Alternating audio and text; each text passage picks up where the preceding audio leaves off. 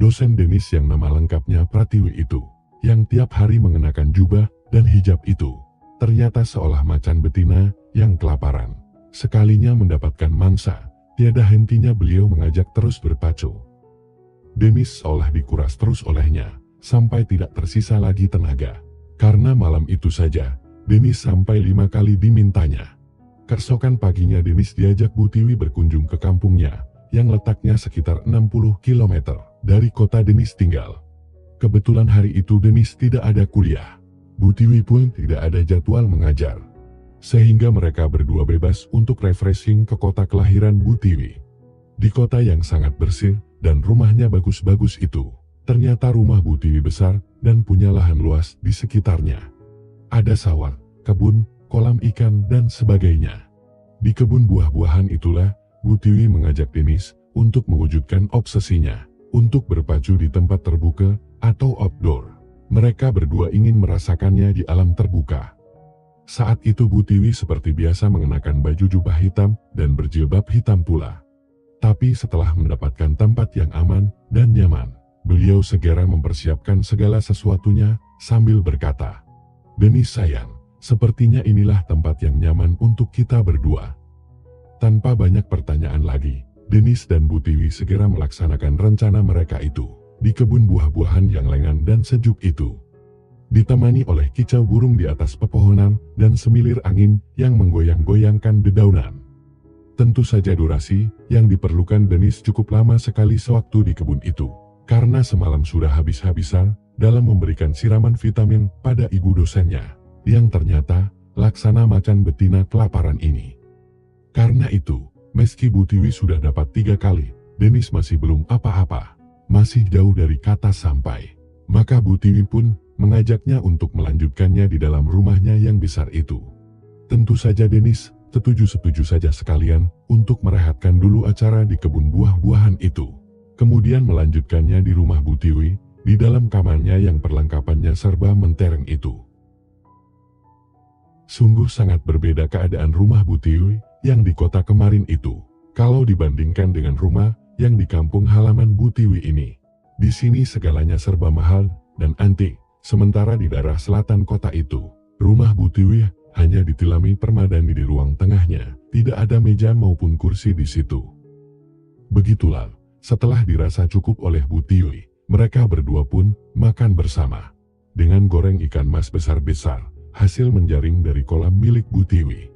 Kemudian Denis pamitan, mau pulang ke kotanya. Waktu Denis mau meninggalkan rumah besar itu, Bu Tiwi memegang kedua pergelangan tangannya sambil berkata, "Jangan bosan sama ibu ya Denis, soalnya ibu pasti akan selalu membutuhkanmu. Kalau kamu tertarik, ibu akan menjodohkanmu dengan Kayla, putri ibu itu, supaya hubungan rahasia kita akan terjalin terus sampai ibu tua kelak. Kamu sudah melihat seperti apa putri ibu yang suka nganter jemput ke kampus itu kan? Santai saja Bu, kalau calon istri, Denis sudah punya. Sedangkan masalah hubungan rahasia kita semoga tetap terjalin dengan penuh kebahagiaan. Karena Denis pun sangat membutuhkan ibu, baik di dalam maupun di luar kampus," sahutnya. Bu Tiwi menyahut setengah berbisik, "Di kampus ibu akan mendukungmu, tapi di luar kampus, kamu yang harus mendukung kebutuhan ibu yang satu itu ya Denis." "Siap Bu," ucapnya sambil cipika-cipiki dengannya. Tentu saja Denis senang mendengar ucapan Bu Tiwi itu, karena dia sudah S3 dan punya jabatan di kampusnya. Berbeda dengan Bu Santi yang hanya dosen biasa, tiada jabatan apa-apa di rektorat. Lalu dengan penuh semangat Denis meninggalkan kota kecil yang telah menggoreskan kenangan indah itu. Begitulah Denis, dengan segala kelebihan dan kekurangannya. Satu hal yang membuat dirinya terkadang merasa heran sendiri adalah bahwa perempuan-perempuan yang hadir dalam kehidupannya lebih banyak yang setengah baya daripada yang sebaya dengannya. Tapi Denis tak mau mempersoalkan masalah itu, yang penting Denis happy, pasangan-pasangannya itu pun happy. Hari demi hari pun berputar dengan cepatnya, sampai pada suatu hari, datang lagi kisah baru di dalam kehidupannya.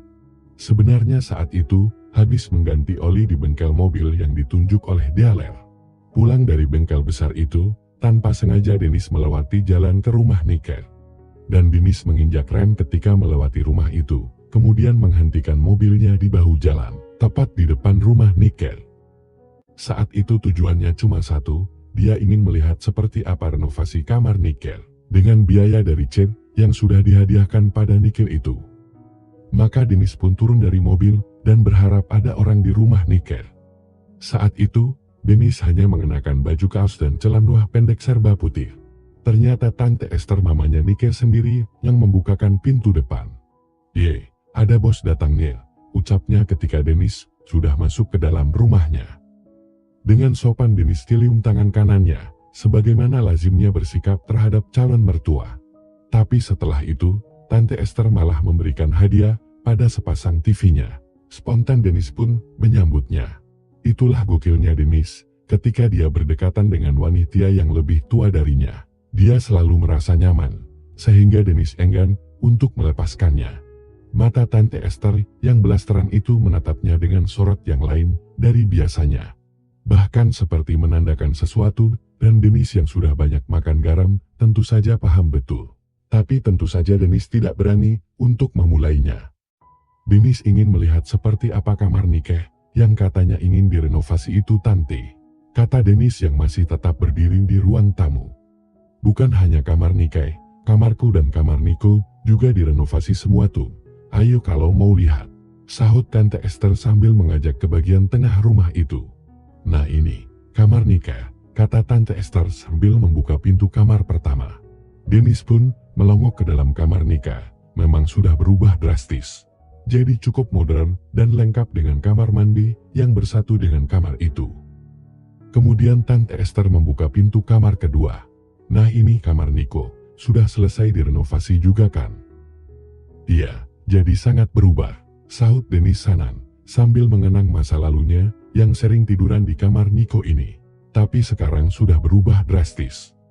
Tapi sayangnya, Nico dipindahkan ke Jakarta, baru tadi subuh dia berangkat ke Jakarta." "Oh iya, kok Nico gak bilang-bilang?" "Mungkin Nico belum tahu, karena perintahnya mendadak sekali. Kemarin sore diberitahu akan dimutasi ke Jakarta. Tadi subuh sudah dijemput oleh bus perusahaan yang akan membawanya ke Jakarta."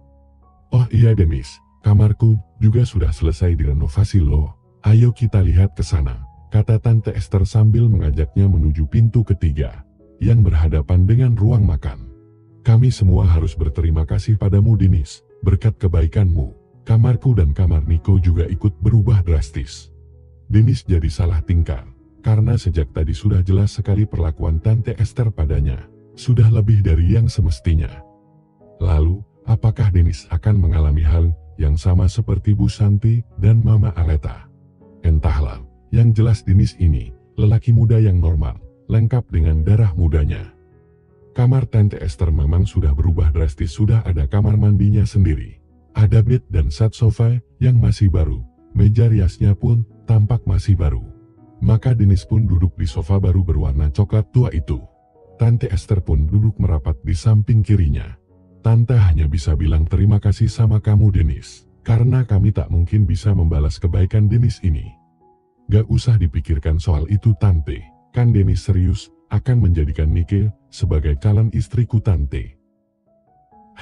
Selama ini Denis dan Nike sudah jauh dalam hubungannya." "Maksud Tante jauh gimana?"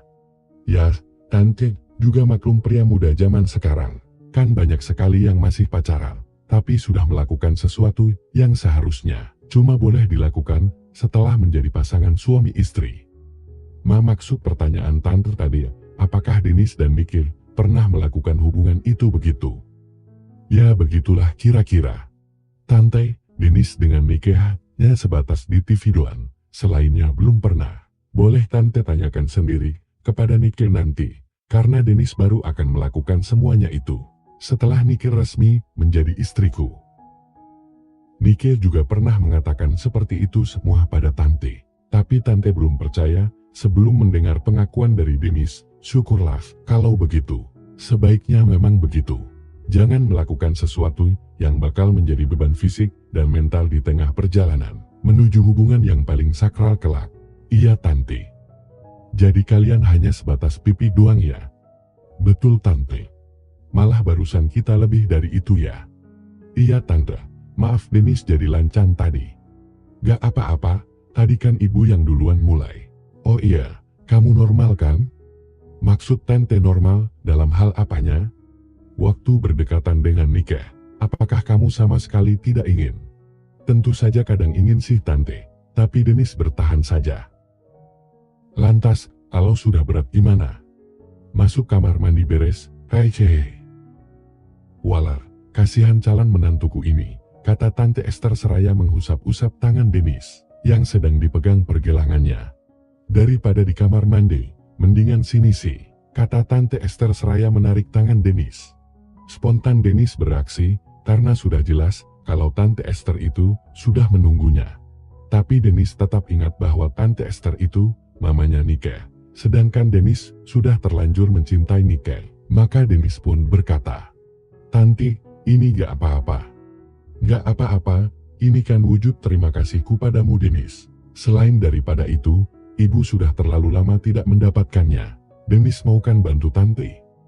Maksud Denis, apakah nantinya takkan merusak hubunganku dengan Nike? Gak lah, asalkan Nike, jangan sampai tahu, sekarang kan Nike sedang di kantor. Niko juga sudah di Jakarta. Jadi hanya kita berdua yang berada di rumah ini sekarang ini. Iya Tante. Tunggu sebentar ya Denis, pintu depan harus dikunci dulu, ucap Tante Esther sambil bergegas keluar dari kamarnya. Tak lama kemudian dia muncul dan masuk lagi ke dalam kamar, lalu menutup dan menguncikan pintu kamar itu juga. Kemudian ia pun naik ke atas bed yang berhadapan dengan sofa. Selanjutnya memperlihatkan segala sesuatunya, Denis cuma bengong menyaksikan semua itu. Denis pun seperti ditarik oleh daya magnetis dengan segera melangkah ke arah sofa, di mana Tante Esther itu berada. Bagaimana, apakah Tante masih menarik bagimu Denis? Tante sangat-sangat menarik, sahut Denis, dan tentunya dia tidak mau buang-buang waktu lagi. Diajaknya Tante Esther menuju ke arah bednya. Selanjutnya maka terjadilah sesuatu yang kita semuanya tentunya tidak boleh tahu. Di tengah kegiatan itu, Tante Esther berkata, kalau kamu sudah nikah dengan Nika, kita kan bisa ketemuan di tempat yang Denis tentukan nanti. Kalau kalian belum nikah, kan Denis bisa datang ke sini di jam kerja, pada saat Nika sedang bekerja di kantor. Iya Tante, Denis akan sering datang tanpa sepengetahuan Nikir nanti, khusus buat Tante. Tante akan menyayangi kamu seumur hidupku Denis. Denis juga akan menyayangi Tante sebagai ibu mertua yang baik hati, sahut Denis tersendat-sendat. Dalam kesempatan itu, Tante Esther jadi tahu kehebatan si Denis, sehingga dia merasa sangat bahagia sekali. Dalam kesempatan yang berbahagia itu, Tante Esther sampai dapat 5 kali, sedangkan Denis hanya sekali. Ketika akan sekali lagi, Denis tersadar ketika melihat ke jam dinding. Denis sadar bahwa sejam lagi adalah waktunya karyawan dan karyawatinya pada pulang. Sehingga Denis mengurungkan niatnya itu. Peristiwa indah bersama Tante Esther itu terus-terusan menggelayuti terawangan Denis sejak meninggalkan rumah Niker sampai tiba di kantor, di mana karyawan dan karyawatinya saat itu masih pada sibuk mengerjakan tugasnya masing-masing. Padahal beberapa menit lagi mereka sudah mau pulang. Denis pun langsung menuju ruang kerjanya yang berdampingan dengan ruang kerja ke-10 karyawannya itu. Nikah tampak masih bekerja di depan laptopnya. Jangan pulang dulu ya baik, aku ingin ngobrol banyak denganmu. Tapi sekarang mau mandi dulu ya, kata Denis pada Nikah. Nikah hanya mengangguk sambil tersenyum manis. Denis pun langsung menuju kamarnya dan langsung masuk ke kamar mandinya. Denis memang harus mandi sebersih mungkin, lalu mengganti pakaiannya. Takut ada harum parfum Tante Esther yang menempel dan tercium oleh Nikah. Pada saat Denis mandi, jam kerja para karyawan pun habis. Setelah mandi, Denis kemudian menghampiri Niki yang masih standby di ruang kerja mereka berdua itu. Duh anaknya bos Denis, bisa langsung ganti baju piyama, karena kantornya menyatu dengan rumah. Ya, tapi kalau bangunan kantor baru itu sudah selesai, Denis bakal sama saja dengan kamu Gabe. Tadi katanya mau ngajak ngobrol, soal apa ya Yan? Ngobrolnya di kamarku aja yuk biar leluasa. Kalau di ruang kerja gini sikap kita jadi berbau-bau formal. Mike mengangguk sambil tersenyum, lalu mengikuti langkah Dennis masuk ke dalam kamar, yang dengan ruang kerjanya hanya sebatas ruang keluarga. Apakah kira-kira yang akan dibahas Dennis dengan Mike? Atau jangan-jangan itu akal-akalan Dennis saja ya? Karena kan barusan dia sudah dapat dari mamanya Nike. Bersambung, lanjut ke episode selanjutnya. Terima kasih.